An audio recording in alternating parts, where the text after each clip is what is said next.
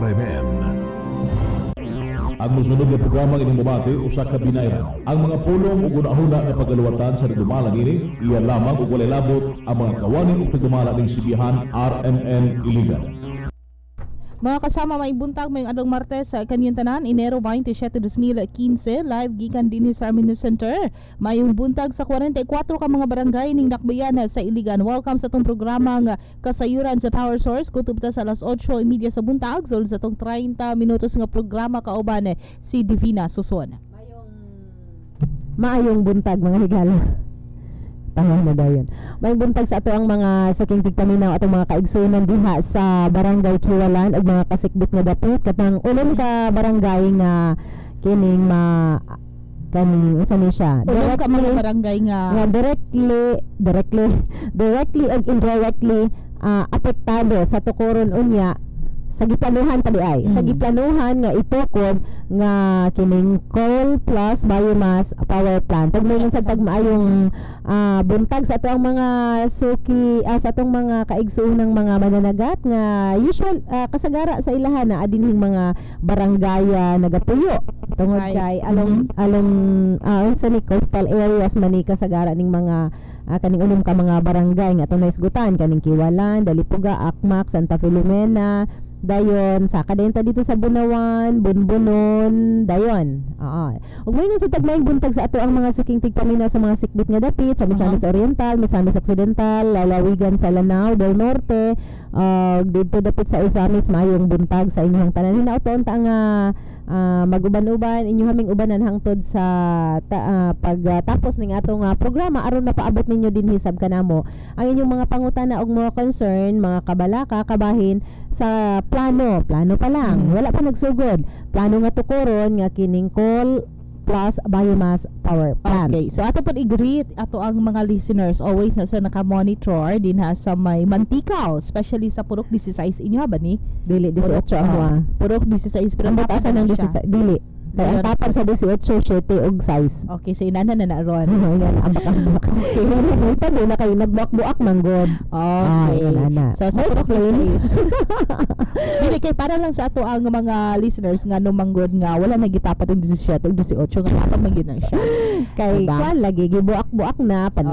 So inani na siya ron. So ato ipanawagan og 15 gisakan natong Purok 17 palihog lang og balik dito sa tapan sa 18. Ako mga silingan diha sa 18 maayong buntag sa inyo. Unsa man nga purok? 18. Labi lagi ka nang tapan nga purok sa 18. 7. Dili dapat sa pagtabok nimo sa punta purok 7 na siya. Okay. Dayon pag human sa purok 7 purok 18. Pagtabok nimo sa purok 18 purok 6 na pod. Dayon ka nang amuang wala gyud og epekto sa climate change. Amot lang. Tanong na to. Okay. Sige. So, mga kasama, welcome sa to ang nanapunta karon sa to ang hugna karon sa atong programa nga Kasayuran sa Power Source.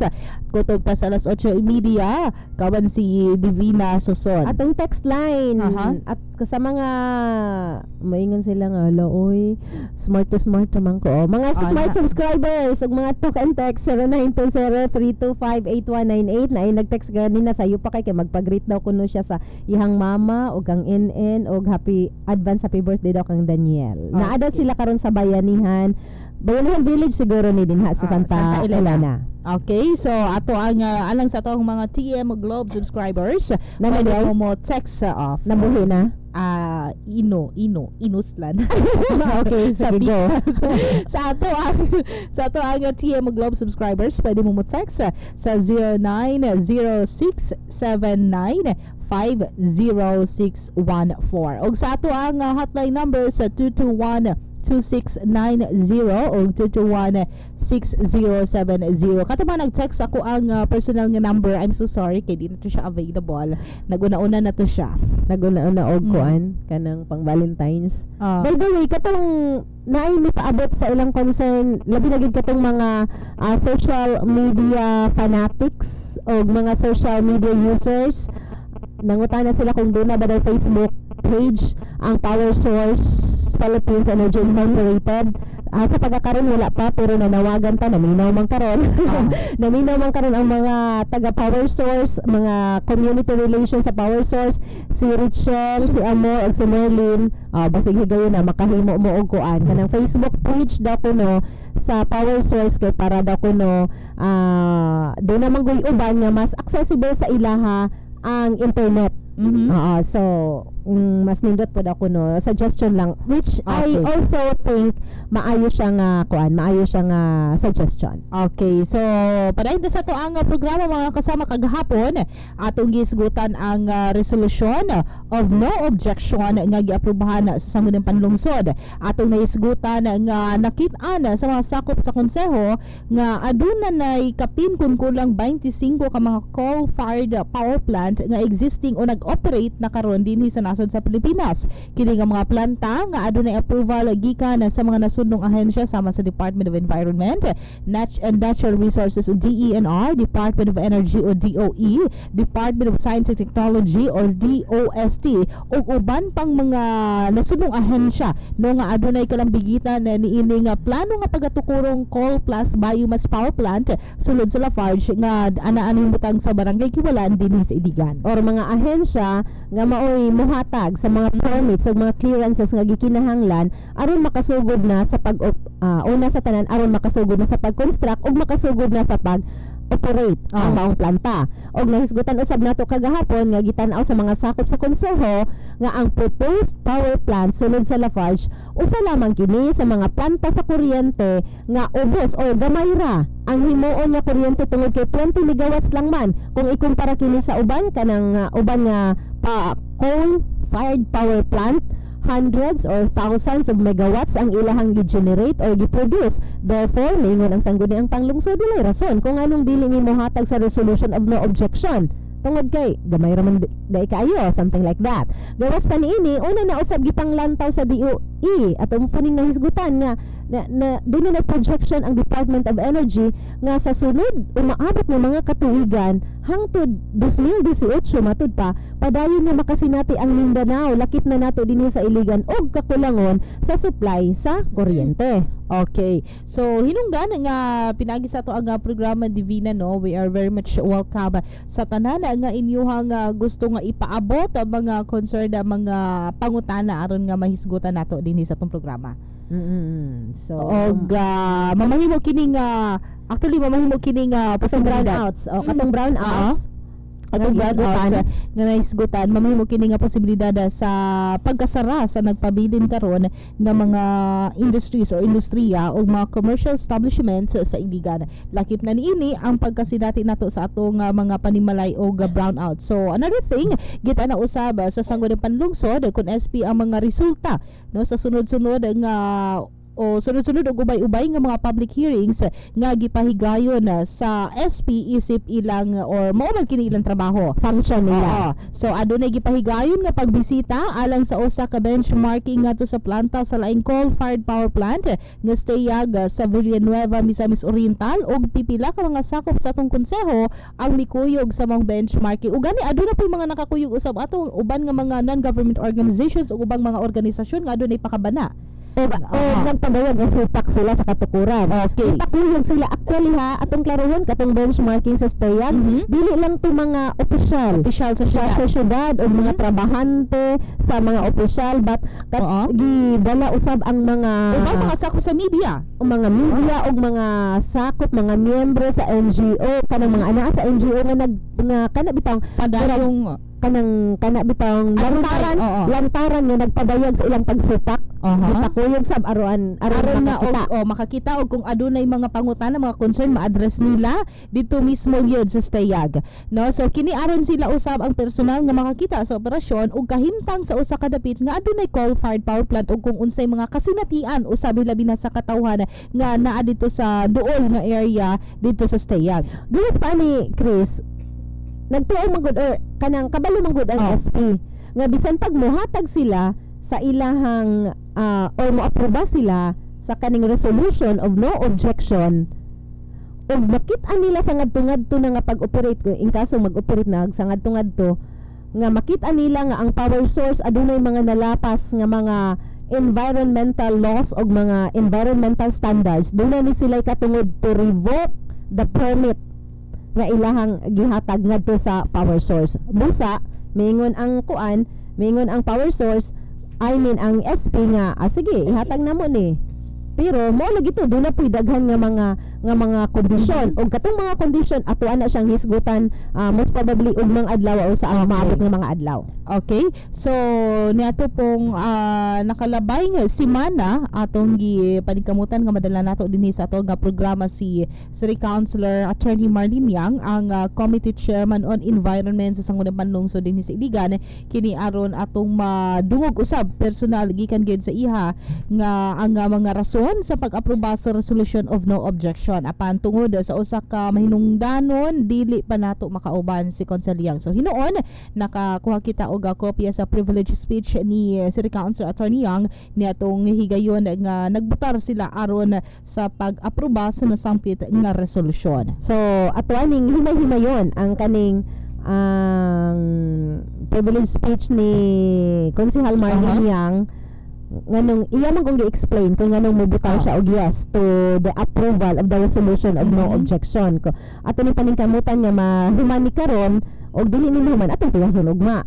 So sa iyang privilege speech maingon si Konsehal Yang nga iyang nakit-an nga ang Lafarge Cement usa kini ka profitable og booming nga industriya, nagpasabot kini matud pa nga kung magpadayon adunay dakong posibilidad nga mag-expand ang maong planta o madugangan usab ang panginahanglanon sa kuryente. But ipasabot kung tungod kay booming, profitable, posibleng mag-expand o kung mag-expand manggaling sila, madugangan ang ilang panginahanglanon sa kuryente. So ang plano nga kining pagtukod og power plant or kining planta sa kuryente sulod sa Lafarge nahimo tungod sa desire o tinguha nga makaangkon og igong supply sa kuryente nga barato lang ang presyo kining sa Lafarge. Maingon siyang sa iyang privilege speech nga kun ugaling mahatagan og higayon nga maka-operate na sa hingpit apan adunay makit-an nga seryoso nga problema sa kinaiyahan, mo ning giingon nga pasensyahan na lang ta pinagi sa Sangguniang Panlungsod mahimo kining i-revoke katong gi-mention nato ganina, mahimong ma-revoke ang permit to operate. Okay, so gamay lang no di pasabot ani wala gyud nag-ingon nga madayon na gyud ni siya dire-diretso na ni siya. Okay, adu na pay kinahanglan tan-awon, adu kun dili makauyon or adu na mga nakalapas or nalapas ang mga personel gikan sa PPEI, i-revoke di siya sa Sangguniang Panlungsod. Correct. So sa ato pa advantage ra gihapon sa Lafarge ug sa power source o PPEI nga mo-operate sila gamit ang kuryente nga buhaton pinaagi sa coal-fired power plant kung musunod o mukumply lang ang pagdumala sa tanang environmental laws. Kung kinumduman nga sugod sa hydropower plant, sunod sa hydropower plant, sunod sa hydropower plant ang coal maoy pinakabarato. Miingon na si Konsehal Yang sa iyang privilege speech kaniadtong mahinungdanon kaayo ang usa ka planta sa semento tungod kay matud pa kulang pa kaayo ang atong syudad og mga pasilidad sama sa dalan, tulay og mga concrete buildings og mga structures, reclamation projects og uban pa. So kining tanan dili mahimo kung walay semento. Busa ingon si Konsehal Yang kinahanglan nato nga tabangan ang mga existing cement plant aron sila mamintinar pinaagi sa pagtabang kanila nga maka-reduce sa ilahang operating cost. Kini aron dili sila mahisama sa ubang mga industriya matud pa sama panalitan kaniadto sama sa kanhi National Steel Corporation or NSC nga nahimong Global Steel apan kining mga plantahan na sarado ra usab pipila ka tuig na ang nakalabay. Unsay nahitabo? Libuan nga ka mga empleyado ang nawadan sa ilang trabaho. Mahimo jud nga masarado ang usa ka negosyo kung magpabilin nga mahal or taas ang presyo sa mga gikinahanglan sa ilang operasyon sama sa panginahanglanon sa kuryente. So inana no ato alang ni palapda na gamay kasama ni Vina kagahapon na mention na hisugutan naman nato ni no karon dili pala magdugay ni hisugutan nato nga aduna pay chance nga ma-revoke ni siya sa Sangguniang Panlungsod. Kagahapon nato nahisgutan nga dili gyud basta-basta ang katukuran ni ining quota sa biomass power plant. Adunay 183 ang kinahanglan i-comply nga mga clearances or permits ang gikinahanglan i-comply sa power source sa ilahang operasyon. Og ang ika-183 niini maotong permit 182 Okay. permit to construct. Dayon ang pinaka-last permit to operate. Okay, so karong tungura Divina na atay caller Caller na atong ay mo nawaton. paabot og reaksyon na sa tuang linya. Hello, good morning. Hello, madam. Good morning. Good morning, sir. Sir. Kining mo komentaryo na sa itong resolution gimo ni yan. Aha. Sir, go Oh. ahead. Taga-asa ni palihog, sir? Kuryente kinlan kayo sa syudad. No? Ang kuryente kinlan na sa syudad. Nga naman ilang magibaligya itong IBPP sa Alcantara nga kinlan mo kuryente nga mo produce man itong kuryente. Wala lang ito nito baligya. Wala na. Kaya kinlan naman sa kuryente. Muna ako, madam. Salamat kayo. Okay, salamat kayo sa ato ang caller. Okay, so iyahang pangutana is nanginahanglan madayta og kuryente nganong gibaligya tong IDPP or Iligan Diesel Power Plant 1 and 2 nga karon mauna ang MPC or Mapalad Power Generation. Ang makatubagan ang SP. Okay. Dili kaning programa kay kuan man kaning kasayuran kabahin sa power source.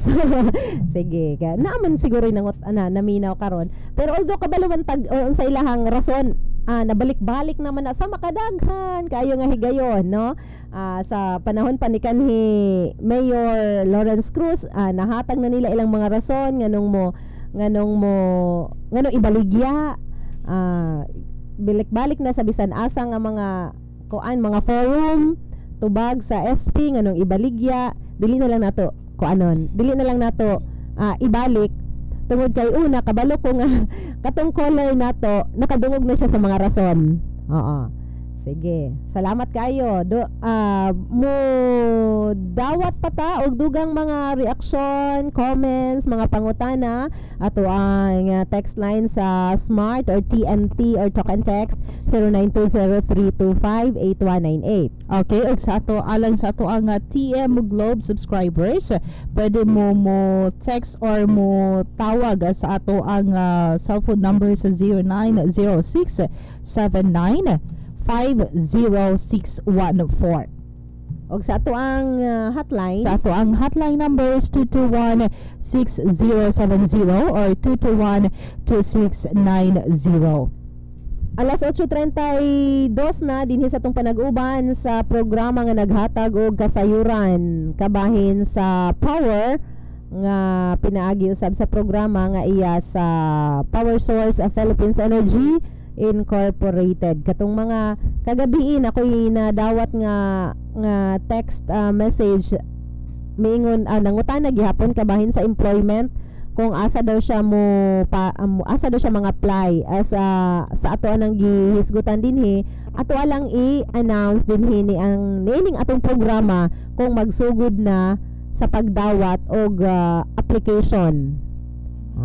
Okay, so nanay gipaabot din nga panawagan Divs, ako lang ni basahon kadali gikan sa Negros. Mga ma'am, good morning ninyo. Manawagan ko sa akong mama na si Cheryl Tapitan. Again, Cheryl Tapitan. Iyang anak ni na si Michelle Tapitan Batal. Nagpuyo sa Negros Oriental. Ma, kung naminaw ka karon palihog, kontaka lang ako aning nga number 0935 57563131. Maluoy tawon ka namo na 5 years na nga imong gibiyaan na wala na jud ka nagaparamdam. Please wala lang ni bisan na text na lang or tawag. Amo nga mabati nimo. Mama, thanks sa pagbasa. Always sila naka-monitor sa ato ang programa. Daghan kayong salamat gikan sa Negros. Asa daw yung mama karon?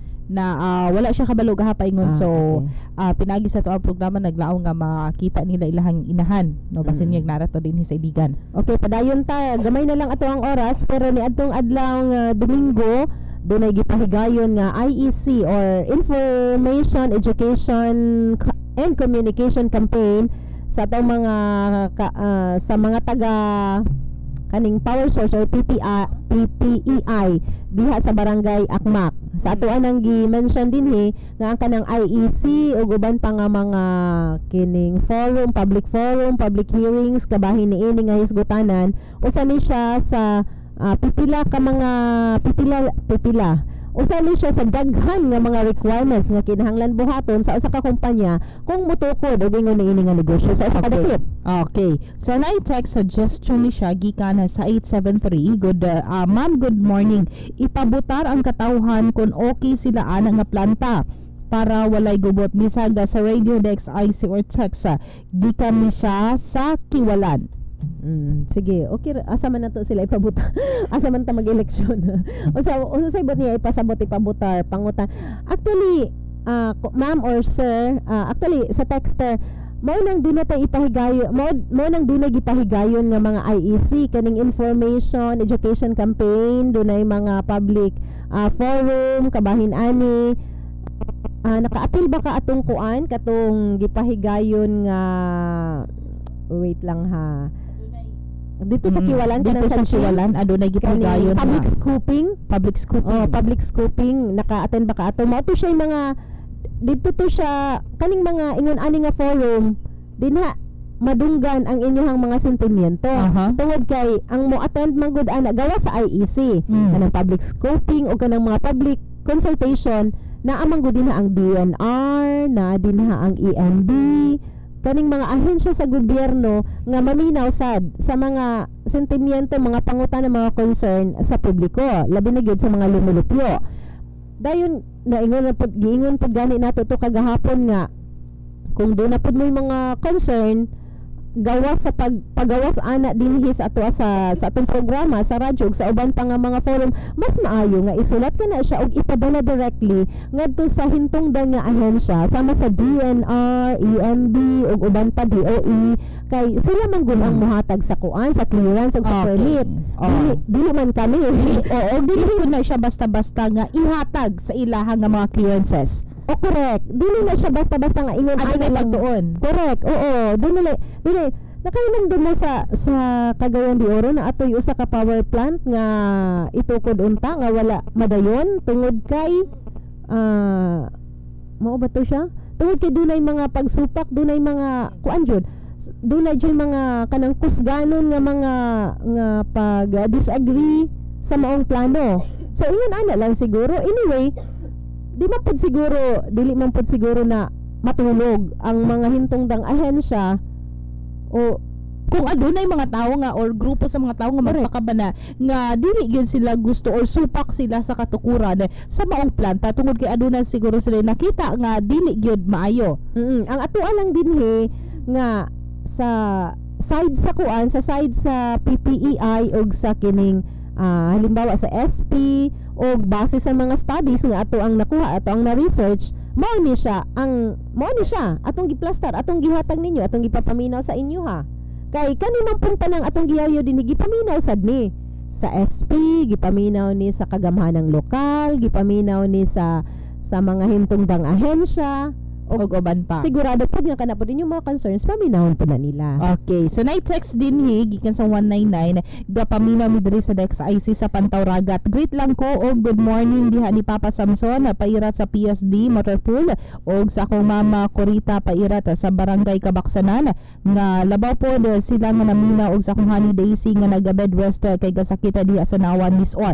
Get well soon han. Ang ako lang opinion sa ipatukod nga power source, okay raman siya as long as dili nila maapektuhan ang environment o dili sila mulapas sa gisabutan. PFC Ryan Timoneo ni. Salamat sir. Correct. Mo gani na nga dunay mga environmental laws and standards nga ana ba kung sa yano pa nga pagkasud gitaplak sa naon sa taga power source kay para mauni inyong guidelines, mauni ang inyong mga reminders kanunay nga mauni ang inyong tumanon, mauni ang dapat ninyong buhaton. Mao lang na mga balaod nga gi-set mga guidelines o mga standards. So kan pa kayo mga text din ni di na mabasa kay ngano mo og ibutang siya mapalong yun siya. Ano din na? But anyway, katong kuan na-mention man natin sa nakalabay nato nga mga programa nga dunay mga teknolohiya nga gamiton. Dunay mga teknolohiya nga gamiton kay nga aron maoy mo if not completely but to minimize the pollution in on air, in water, in land, kay daghan man tag ka ng klase nga pollution, di ba? So mo to ang atong na-mention naman na nato last week. Okay, so mga kasama, wala natay caller, I'm sure. Kabahin ni atong gihisgutan karon. Ato sa dawaton si Syke. Syke, good morning. On air na ka? Mayong buntag. Oo. Salamat sa gayon nga itagaan ko og tagad nga maka-ambit po na sige. Ang opinion. Wala may ining babag sa kalambuan, no? Regarding jud sa kahimtang sa enerhiya, kakulangon sa ato ang elektrisidad. Ang punto lang mo kato kagayan na ning comment nga kung magtukod og coal plant dili lang unta makadugang o kini ang abiso sa kaning ato ang kinayahan, no, nga mapiktuhan ang kinayahan labi na ang katawan. Ora kang pangutana naman pod, no, nga sa dugay nga pagtuon aning coal plant gani adto mao magini ang nagunang alternatibo sa enerhiya kanito pala mga 60s pa man siguro ni siya. Apan sa pagdagan sa panahon katuigan murag mao man gini ang nagunang contribute sa kaguba sa ato ang sa ato ang climate, no. Gani sa ubang mga nasod na ako may nagpabilin, although nga dili man gyud kalit nga mo divert sila into another alternative energy, so napay nagpabilin apan ginahinay kini kawala. Ang pangutana nganong sa ato nag-advocate man ta og renewable energy gani si Pinoy nga nag-promote ani adtong climate summit sa New York nga iyang paambit o ginauhag ang tanang mga leader nga kuyugan, no, kuyog ta sa pag-promote sa ato ang climate ngadto sa kaning renewable energy, no, paggamit sa usa ka renewable energy. Nganong karon, no, nga gina-promote man gyapon ning coal plant, although ba kay barato ba, although ba kay kini dali ra magtukod, no? Pero sa among tanaw as nag-advocate sa kinaiyahan, grabe man gyud ni siya kahalimaw. No? Gani isa sa mga gitan-aw pod nato nga murag kung sa kwan pa criteria, no, dili ko sure kung 7 kilometers ba o pila ka kilometro kalayon kung magtukod ka. Tama si kaingon kaya nga dili mapiktuhan ang katawan. Pero diha man gud sa Kiwalan, wala pa 2 kilometros tugkara na sa komunidad. So, tara, balik-balik ta nga kung kanig yung dili man gid ni siya kalimod nga ang coal plant makadaot magini sa kinayahan labi na sa katawan, no, palawa sa katawan. No, og dili gid ta makalimod nga kining pang-house sa usa ka planta dili bubugaog kining hugaw, no, kining naay chemical. Sama sige kaingon sa mga pagtuon nga atong mga public hearing at clean coal, di mo gini mo to clean coal na siya, ma'am. Okay. Na magini siya chemical. So, dato isa sa mga criteria kung tinuod yun nga gitag-gitagad ang katawan ang giuna ani kaning pila ka kilometro kay wag duha man. Okay. No? Okay. Sige. Syke kanang unsa gani imuhang kuan karon kaning organization? Aralaw Tri People Movement for Genuine Peace and Development. Okay, ingani na lang kanang wala naman ta igong oras. Salamat kaayo sa imong pagpaambit sa imong opinion sa umabot nga mga adlaw. Ato na siyang kuanon kanang katong mga namang kay mga pangutana dito, di ba? Ugma ato ang ipadayon ang diskusyon namo dinhi agig kanang siguro tubag or what basta kanang murag unsay tubag sa power source bahin sa imong opinion. Kana mo ni amo ang nindot yun, ma'am, nga unta ato na po'y diskusyon ba ingon ani nga matubag yun sa katawan o matubag po sa power source. Okay. Salamat kayo, Syke. Salamat, Syke. Okay, si Syke Cuabo sa Renault Tri People in Genuine Peace Development or RTM-GPD. Wala na tayong oras.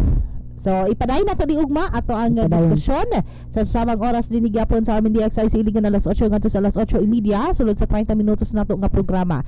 Kasama mo Jessie Chris Kinabato. Og Bibina Suson, maayong buntag. Inadabati ang usa ka binayran nga programa, ang mga pulong ug